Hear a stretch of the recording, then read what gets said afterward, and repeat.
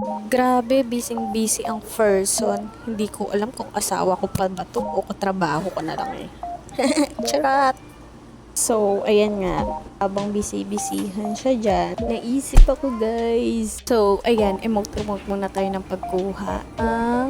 Kala mo talaga may sinisilip yo. Ayan yung sinisilip ko guys. Ang kanyang pinaka-favorite. So, ayan nga guys, ilalagay natin yung cellphone sa loob ng ref para mabidyohan natin yung pagkuha ko niyan. Aba naman, si Inday talaga. Ay sus, ginoo.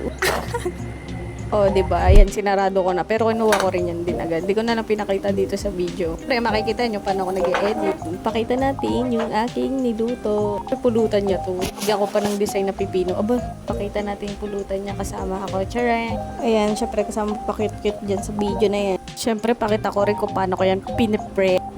Pinipre? Paano ko yan niluto? Dito hirap pag-vlog. At ayan na nga. Okay na to.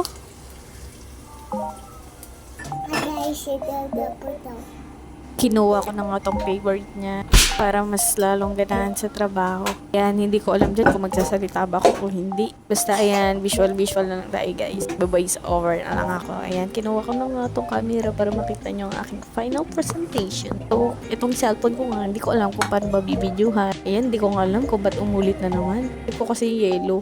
Sabi ko sa kanya dito, ilagay lang dyan yung cellphone. Pre, paano ko bibidyohan yung sarili ko? Ayan ang, ba't naman talaga? Ba naman si Dudong na napa-smile na siya guys. Medyo stress lang yan. Antok guys. Pero, ayan, ba naman talaga siya?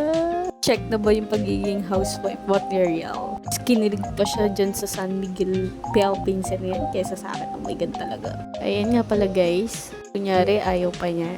Sir, ito na pala yung order mo, sir. At ayan nga, sabi ko mag-react naman siya dyan. Ayan nga pala yung reaction niya guys. Kunyari daw nagulat siya. Baka naman, itong parcel lang. So, ang natutunan natin for today's video, pareho ko na muna, pasayahin niyo pa rin yung mga asawa niyo. At syempre, appreciate yung kanilang mga hard work. Oh, bye-bye!